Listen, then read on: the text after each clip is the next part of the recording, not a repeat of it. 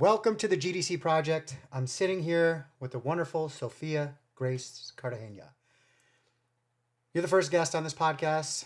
I wanted you to be the first guest, and I'm very happy that you accepted my invite within like 10 seconds of me texting you, and I'm happy for you to be here. Why do you think I would want you to be the first guest? Because I'm Gabriella Cartagena's daughter, and I've kind of witnessed like some of the effects of her addiction firsthand. Gabriella Cartagena, the GDC Project, that's who it's named after, Sofia's mother. We started off with Gabriella's wings, because after her passing, her as an angel, and we've slowly transitioned to the GDC Project. Stands for Gabriella Cartagena, also stands for Greater Days Coming, because we believe that greater days can be coming for each and every one of us. But what I wanted to start with was a story that you remember that left you a positive impact of your mother. One day when I was like 11, 12, it was like the middle of summer, it was like burning hot out, and my mom brought me to Six Flags. And so I hate roller coasters, I still do, but she drags me to the Superman, which is famously one of the tallest roller coasters in, I think, like the up East State area, whatever you call that. But yeah, so she drags me on that, and I'm thinking, okay, it's probably just gonna be like a calm roller coaster, like there's not gonna be any like flips or turns, and we'll be fine. But she sits me on the side where, like the scenic side where you can see the lake, and I'm freaking out. I didn't realize it was gonna be going this high, and she's like, oh no, I shouldn't have put you on the side, like, Sophia, you're okay. And I'm like, I'm freaking out. But I actually really enjoyed the ride, and it was just a great experience with her. And her pushing you past your limits is kind of who your mother was as a person. She wasn't scared of anything. She was very brave. And that's a really cool memory. One of my favorite memories of your mother was we always bickered. We always went back and forth. We always fought. She would tell people she hated me, but I know she didn't hate me. We had this conflict-filled relationship, and we bonded through chaos. And one time when we were probably that 11, 12, 13-year-old, we got in a fight, which we always got in fights, but this one was seared into my memory because it involved an injury. We were redoing the kitchen, and Graham, or my mom, had all the dishes and all the silverware and all the glasses downstairs. And I remember we got in a fight over it, but Gabriella pushed me. And my mom had one of those old school vacuums that was like a cube. It had wheels with a cord that went in and out with a big hose. She pushed me, and I went backwards because she was strong. And I fell into the pile of dishes and gashed my elbow. And your mom, out of fear, ran and hid into the bathroom and locked the door. And I stormed after her, not to fight her or beat her up, was to clean all the blood and glass out of my elbow. And she would not let me in at all. And sometimes those memories and conflict and injury sear deep into your brain. But when I think about that and think about that instance, it always makes me smile. That was one of my favorite memories of your mother, as weird as that may sound. One of the things I wanted to go over also with you is some key stats that we could reference as a child who went through an addictive period with your parent, and as a child, now teen, who lost a parent to addiction or substance abuse disorder. Some crazy stats within the United States is there's 19 million children, that's one in about every four, under the age of 18, live with at least one parent with a substance abuse disorder. And there was a study between 2011 and 2021 that estimates over 320,000 children in the U.S. lost a parent to overdose. Within that decade, the rate doubled. So to me, what that says is that you are 100% not alone. How does that make you feel, knowing the numbers are so high? it obviously gives me like a sense of community, but It's not a community you really want to belong to. exactly. Yeah. It's just it almost puts into perspective on how big this issue is and how many people are affected and how many people similar to you are affected. So it's not just siblings, it's not just parents, it's not just friends. It's over 300,000 kids in the last 10 years is a huge, huge number.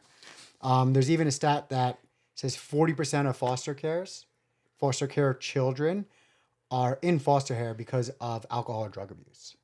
So that's 40% of the kids that are put into foster care. That's a big number also. So with those numbers, let's get into some of the hard questions. How old were you when you realized that your mom was struggling? I don't know if it was like a certain age, but I know sometime around like 5th grade, probably. I was around like 6 or 7. Actually, that's not 5th grade. That's more like 2nd grade. Yeah. But me and my mom went out to dinner, and it was right after she gotten off work, so I kind of just assumed she was tired. And after dinner, she's like, "Let's go to the beach to see the sunset." I'm like, "Okay, cool, let's go." So we get to the beach. We're sitting on this blanket, and it starts to get dark. And as we start to pack up, like, we're walking out of the beach, and my mom sees this group of like teenagers. They weren't even doing anything. They were just sitting there and talking, like on their phones. And she walks over to them. She like stumbles over to them, and she's like, "Are you guys on drugs? Are you drinking? Like, that's bad for you, blah, blah, blah." And I'm sitting there and I'm thinking, "Mom, let's just go. Just leave the kids alone. Like, they're not doing anything. Why are you like yelling at them? There's literally nobody else on the beach. It's just them and us." And I'm like practically like begging her, like, "Let's just go. They're not doing anything. They're not in trouble. Like, why are you like slurring and stumbling and like just being so aggressive out of nowhere?" She's like, "Fine, whatever," and we leave. And like, that was it. Like, yeah. And how did that make you feel in that moment? It like made me feel like embarrassed and also a little scared of my mom. I'm like, why are you doing this out of nowhere? And being close to your situation, I always remember you feeling the need like you had to take care of your mother. Yes. When did you realize that you weren't able to control or take care of her? Was there a moment? Was there things that happened? There wasn't like a particular moment.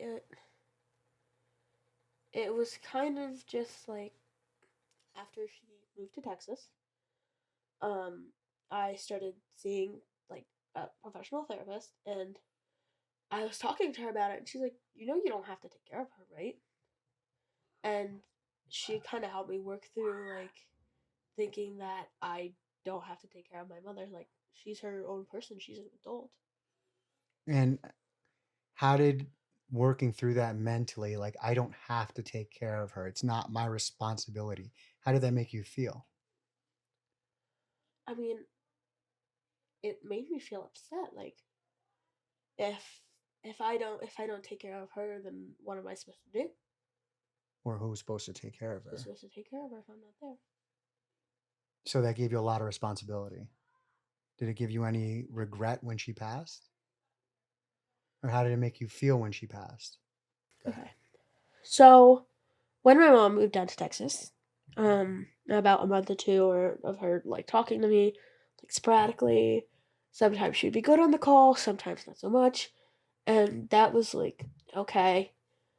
But after a while, I was like, I want to go no contact. Like, it was getting to a point where most of the time I called her, she wasn't good. And what made you make the decision of going no contact? Well, it wasn't like something clicked. It was like whenever I would talk to her on the phone, I would get more upset rather than be happy to see her and like see she's doing good. There's that, but also whenever I picked up and she wasn't good, I was always thinking, "Oh my god, what is she doing when I'm not on the phone with her?" Mm-hmm. And that led into her passing. And when she passed, how did that make you feel? I was upset, obviously. Um, the reason like we kind of found out that she passed was I texted her on Mother's Day saying, "Happy Mother's Day, I love you," from my grandmother's phone. And she didn't answer back, which was really odd because I thought, oh, she's probably just mad at me. But then it was after a series of days. I was like, what is wrong? Something's wrong. After a while, she would have answered back. Do you think it's weird that she passed on Mother's Day? A little. Of course, like, Go ahead. I'll always be, like, sentimental about it. Obviously, it was just like a freak coincidence. What are some of the hardest challenges that you've faced since her loss? It's sometimes forgetting she's gone at all and just thinking, I'm still not talking to her, like, she's still in Texas. And it feels like she's still there because that's how it was for so long. And it's just, of course, I feel like a sense of guilt for not talking to her before she passed. I think talking with the family, we all feel that way. It's like she's not gone. She's just still in Texas. It's like a really weird feeling because she was there for so long. Not so long. What was it? Like 6 months? 6 months, a year. Yeah, a year where none of us saw her. So it was just like, okay, she's in Texas. So I get that too. I feel that way too. And I also feel guilty. And I think guilt is something that it's never going to go away. Because I think, like, what could I have done differently? What could I have said differently? How could I have helped her in a different way? Is there something I could have said? Is there something I could have done? Is there something that I did that triggered her? And I feel like you continually ask those questions over and over and over in your head. And that could affect your day-to-day life. Do you feel that? Yeah, like, I think of her and I'm like, is it because I went no contact? Is it because I didn't see her for a year, 6 months, or however long it was? Is it because I didn't go and see her before she left? Like, there's always like a little reason in my head being like, oh, it's because you did this. Mm-hmm. You didn't do that. I know Grammy feels that way 100%. But one of the things we have to remember about addiction is it changes our brain and the way we think. So as much as we all want to be like, what could I have done? What I have said? What if I did this? What if I did that? What if I went to see her? What if I called her? What if I didn't go no contact? Would she still be here? In reality, maybe. But when we think about addiction, why do you think your mom struggled with addiction? Or anybody. It doesn't have to be your mom. Anybody struggles with addiction. It's right in the name. It's addicting, but like, unless they have a really good support system, unless they have the money for that support system, if they have the mentality to go into that support system, if they even have anybody to tell so that they can be helped into that support system, they're still struggling, So one of the main causes of addiction is a response to trauma. So I'm not saying this is in your mother's case, but I believe it to be true in your mother's case is she had some sort of trauma. And with that trauma, she found a substance. I don't know which substance she started with that made her feel good. So what happens with drug addiction especially is you have a trauma, you use the drug, it makes you feel better. So then over time, you teach yourself the only way I can feel good is if I use this drug. So it's not that your mom was addicted to drugs. She was addicted to try and cure her pain with a substance. Does that make sense? Yeah. So when you're talking about support system, yes, but bottom line is we need to be truthful and heal the trauma or find out what the trauma is so we could begin to heal it and change what we believe about what's going to heal me. Right? And that's the scary thing about drug addiction is because, or any addiction, you can think about it as like, we talk about food or cell phone. Do you ever feel that your cell phone's pulling you in without your control? Yeah. 100%. Yeah. Right? What about food? Do you ever feel like food's pulling you in without like Oh your yeah. control? 100%, Yeah. right? So we want to think about drug addiction in that way. It's like it had more control over your mom than she had control over it. Mm. So, and that's what you're talking about the rehab and the support system and the healing. Yeah, it requires all of that and much more. And I think that's what a lot of people don't understand is it requires a whole ecosystem of people and the individual to heal. And that's what we're trying to help. So with this GDC project, we're trying to help people because we don't want them to suffer like you did, or like our family did with the loss of your mother.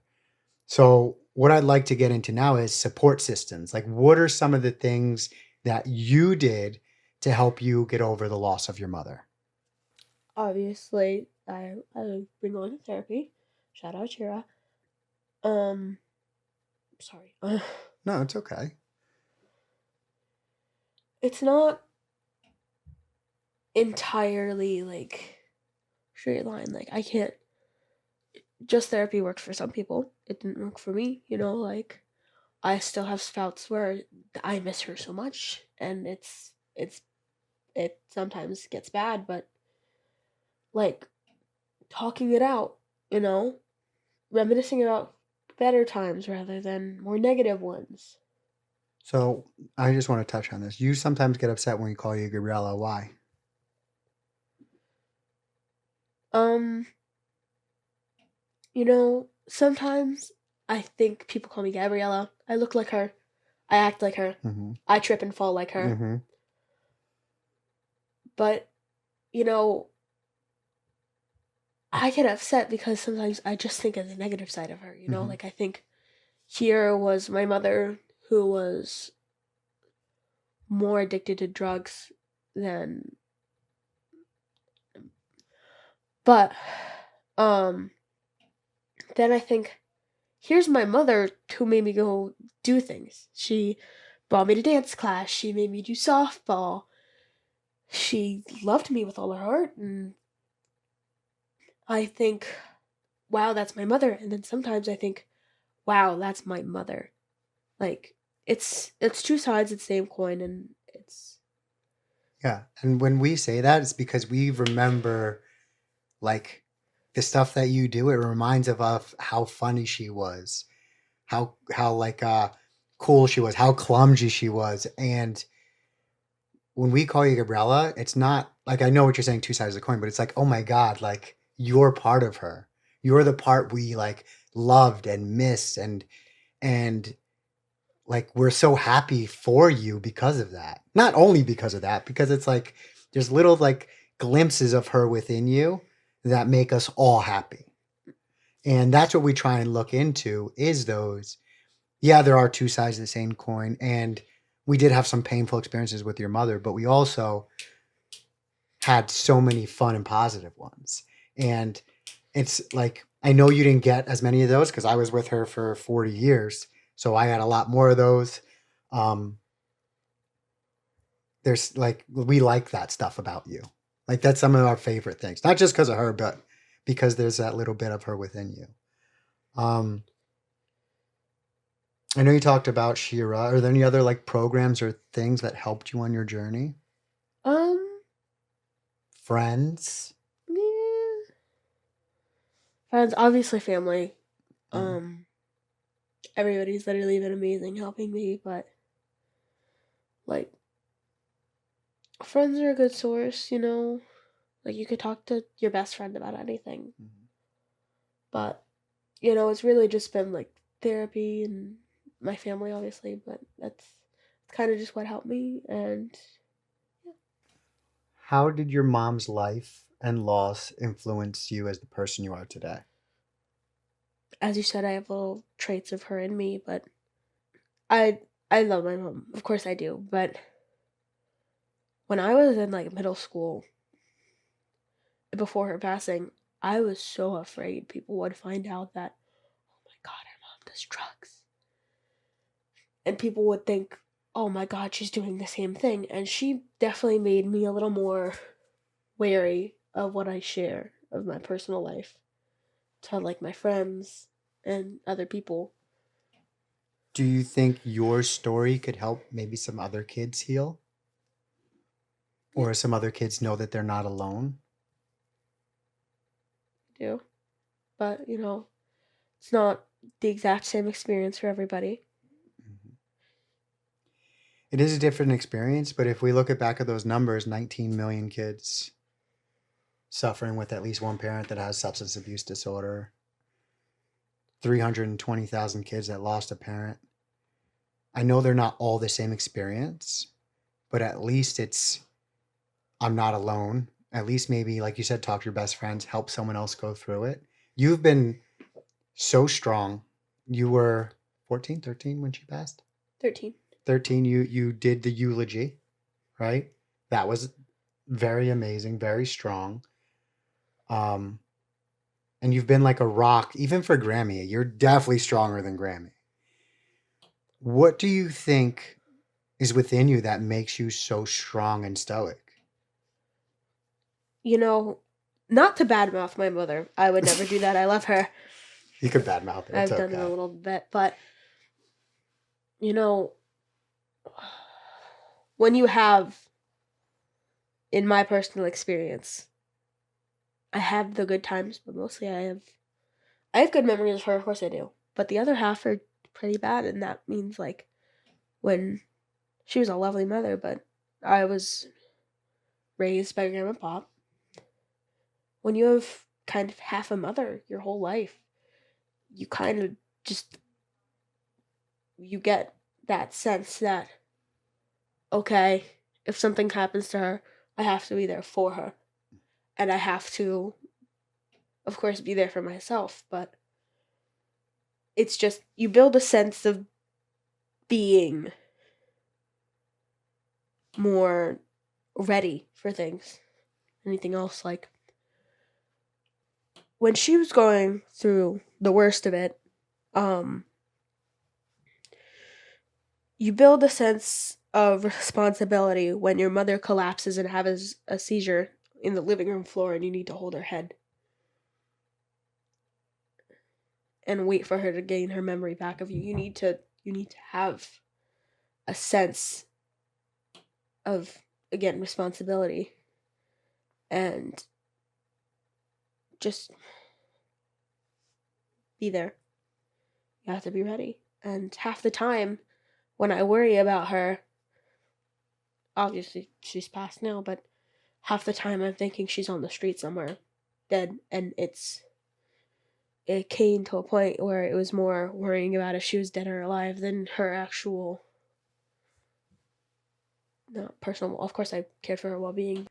Now, that's a very powerful thought and story. And I want you to think about, is there a way that you could turn that into a positive thing that your mother taught you? I mean, she taught me to be self-sufficient. She taught me to be resilient. She taught me to have responsibility for other people and myself.